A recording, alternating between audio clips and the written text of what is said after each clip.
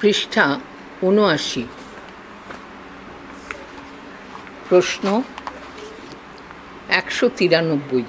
বুদ্ধিবাদ কাকে বলে? যে মতবাদে বুদ্ধি জ্ঞানের একমাত্র উৎস। ১৯৪। স্বজ্ঞাবাদ কি?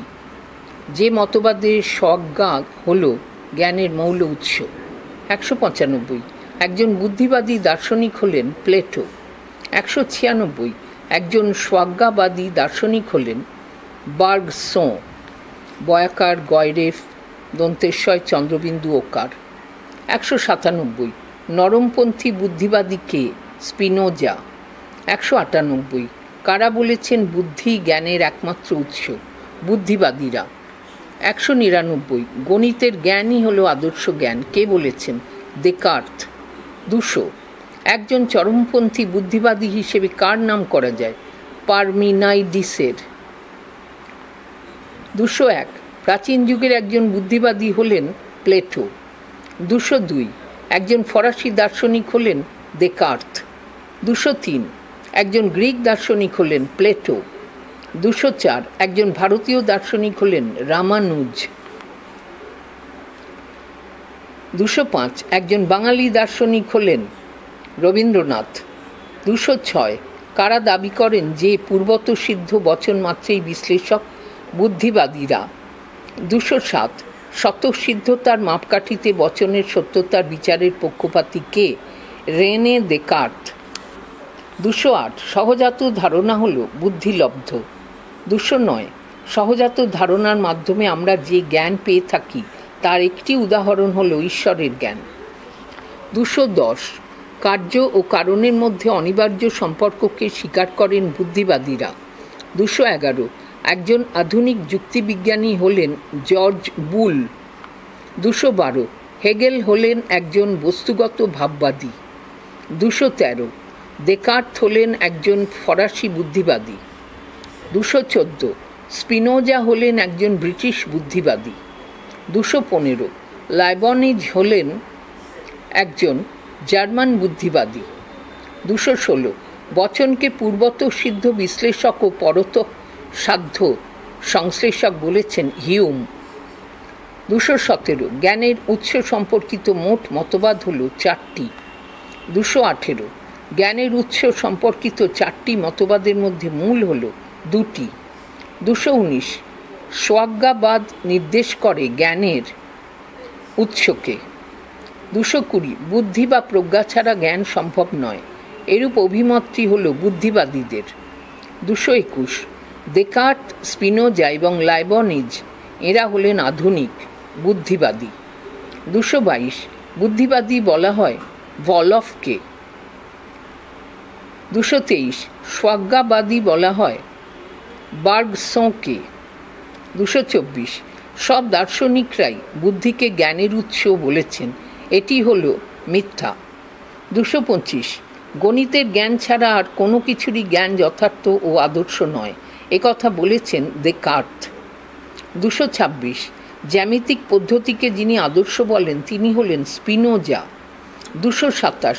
প্রদত্ত যে ধারণাগুলি জন্মসূত্রে লব্ধ তা হল আন্তর বা সহজাত। ২২৮। দেকার্তের মতে কিরূপ ধারণা হল সহজাত? কোনো কোনো। পৃষ্ঠা ৮০।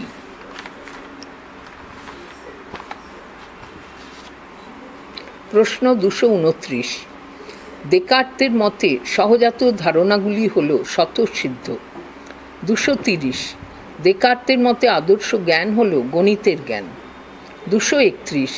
দেকার্ত যে পদ্ধতির অনুসরণ করেন তা হল অবরোহাত্মক। ২৩২।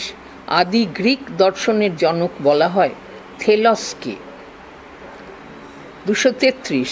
প্লেটোর মতে অধিবিদ্যা ও দর্শন অভিন্ন। ২৩৪। দেকার্তের মতে দর্শনের অনুকরণীয় শাস্ত্র হল গণিত শাস্ত্র। ২৩৫। প্লেটোর মতে আমরা যার মাধ্যমে বস্তুকে জানি তা হল ধারণা। ২৩১। দেকার্ত যে পদ্ধতির অনুসরণ করেন তা হল অবরোহাত্মক। ২৩২। আদি গ্রিক দর্শনের জনক বলা হয় থেলসকে।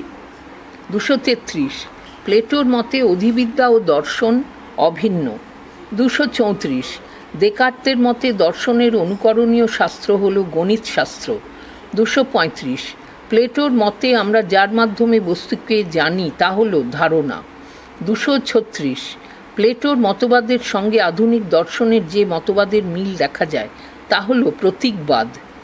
237, দেহ ও মন ঈশ্বরের পরস্পর বিরোধী দুটি গুণ, একথা বলেছেন স্পিনোজা। 238, দেকার্তের মতে নিত্যতা অসীমতার ধারণা হল সহজাত ধারণা। 239, কার মতে ধারণা 3 প্রকার, দেকার্তের। 240, কার মতে অভিজ্ঞতায় ও বুদ্ধিতে কেবল বুদ্ধি ছাড়া আর কিছুই নেই, লাইবনিজের। 241, বুদ্ধিবাদী দার্শনিক হলেন লাইবনিজ। 242, আগন্তুক ধারণা হিসেবে উল্লেখ করা যায় পাহাড়ের ধারণা। 243, অভিজ্ঞতাবাদের মূল ভিত্তি অভিজ্ঞতা। 244, মিলকে কিরূপ দার্শনিক বলা যায়, চরম অভিজ্ঞতাবাদী। 245, কার মতে আমাদের সমস্ত প্রকার জ্ঞানই সম্ভাব্য, মিলের। 246, সহজাত ধারণার অস্তিত্ব খণ্ডন করেছেন লক। 247, মুখ্য ও গৌণ গুণের পার্থক্য করেছেন লক। 248, কান্টকে কোন ধরনের দার্শনিক বলা যায়, নরমপন্থী বুদ্ধিবাদী। 249, কার মতে পূর্বত সিদ্ধ সংশ্লেষক বচন সম্ভব, কান্ট।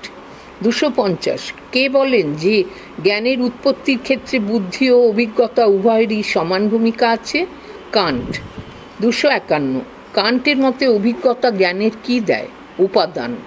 252, বুদ্ধি জ্ঞানের ক্ষেত্রে কি যোগান দেয়, আকার। 253, কে বলেছেন হিউম আমাকে নির্বিচারবাদের মোহনিদ্রা থেকে জাগ্রত করেছেন, কান্ট। 254, সব ঘটনার কারণ আছে, কান্টের মতে এটি কোন ধরনের বচন, পূর্বত সিদ্ধ সংশ্লেষক। 255, শুদ্ধ প্রজ্ঞার বিচার গ্রন্থটির রচয়িতা কান্ট। 256, বিচারবাদ কাকে বলে, যে মতবাদে বিচারমূলক পদ্ধতি অবলম্বন করা হয়। 257, একজন বিচারবাদী দার্শনিক হলেন কান্ট। 258, কে বলেছেন জ্ঞান লাভের জন্য বুদ্ধি ও অভিজ্ঞতা দুটিরই প্রয়োজন আছে, কান্ট। 259, একজন জার্মান দার্শনিক হলেন কান্ট। 260, অন্যান্য বচনের সঙ্গে সামঞ্জস্যতার মাপকাঠিতে বচনের সত্যতার কথা কে বলেছেন, কান্ট। 261, ইমানুয়েল কান্ট হলেন একজন নরমপন্থী বুদ্ধিবাদী। 262, বাক্যকে বা বচনকে সংশ্লেষক, বিশ্লেষক ও পূর্বত সিদ্ধ সংশ্লেষক বলেছেন কান্ট। 263, বিচারবাদ নির্দেশ করে জ্ঞানের উৎসকে। 264, কোনটি বাচনিক অর্থে ব্যবহৃত হয়েছে, আমি জানি যে বরফ জলে ভাসে। 265, জানা ক্রিয়াপদের সবচেয়ে গুরুত্বপূর্ণ অর্থ হল বাচনিক। 266, বিমূর্ত সামান্য ধারণা স্বীকার করেছেন লক। পৃষ্ঠা 81, প্রশ্ন 267, আমি জানি যে ঘাস হয় সবুজ, এখানে জানা ক্রিয়াপদটি বাচনিক। 268, চরমপন্থী অভিজ্ঞতাবাদের সমর্থক হলেন মিল। 269, ভাষা মূলত কয় প্রকার, 3। 270, জ্ঞান মূলত কয় প্রকার, 3। 271, জানা ক্রিয়াটির অর্থ হল 3টি। 272, পরিচিতি অর্থে জানা বলতে বোঝায় সাক্ষাৎ পরিচয়। 273, জ্ঞান হল বিষয় জ্ঞান। 274, হসপার্সের মতে জানার অর্থ হল সবল বা দুর্বল অর্থ।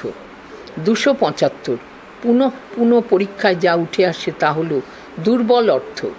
276, পুনঃ পরীক্ষা না করার প্রবণতায় উদ্ভব হয় জানার সবল অর্থ। 277, জ্ঞানের শর্ত হল 2টি।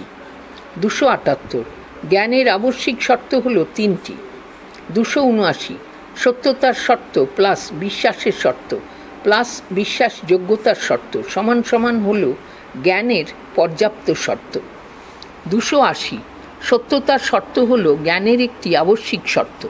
281 জ্ঞানের ক্ষেত্রে বিশ্বাসের শর্তটি যেরূপ শর্তরূপে গণ্য তা হল আবশ্যিক শর্ত। 282 বিশ্বাসযোগ্যতার শর্তটি হল জ্ঞানের আবশ্যিক শর্ত।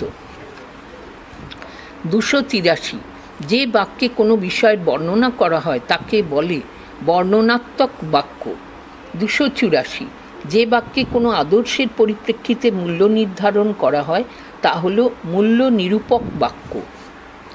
285 যে বচনে কোনো জাতির সকল সদস্যকে উল্লেখ করা হয় তা হল সামান্য বচন। 286 যে বচনে কোনো জাতির কোনো সদস্যকে উল্লেখ করা হয় তা হল বিশেষ বচন। 287 সকল পিতা হয় পুরুষ বাক্যটি হল বিশ্লেষক।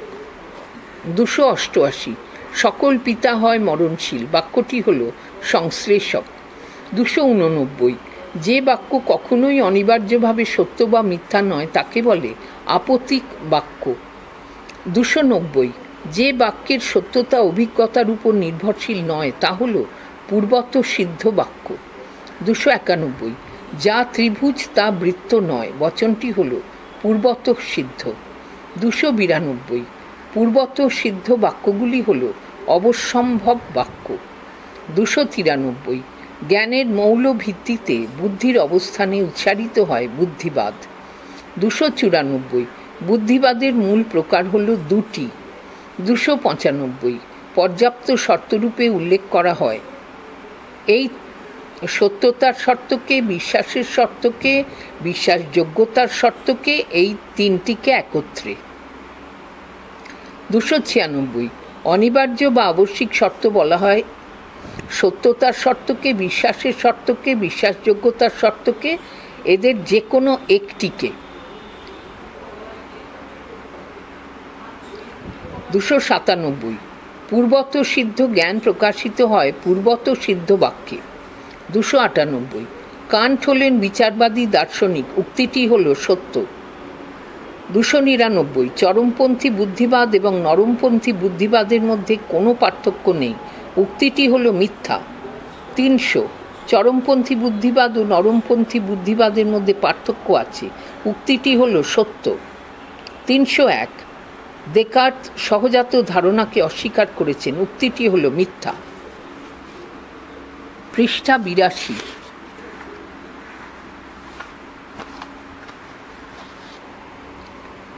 প্রশ্ন 302 পরতঃসাধ্য সংশ্লেষক বচন যে জ্ঞানকে ব্যক্ত করে তা হল আপতিক। 303 বিমূর্ত জ্ঞানের উপর যাঁরা প্রাধান্য দেন তাঁরা হলেন বুদ্ধিবাদী। 304 জ্ঞান লাভের পদ্ধতি হিসেবে বুদ্ধিবাদীরা যে পদ্ধতির ওপর গুরুত্ব দিয়েছেন তা হল অবরোহ পদ্ধতি। 305 মূল্যের বিষয়টি অভিজ্ঞতায় পাওয়া যায় না এরূপ অভিমত পোষণ করেন অভিজ্ঞতাবাদীরা। 306 মূল্যের বাস্তব অস্তিত্বকে স্বীকার করেছেন বুদ্ধিবাদীরা।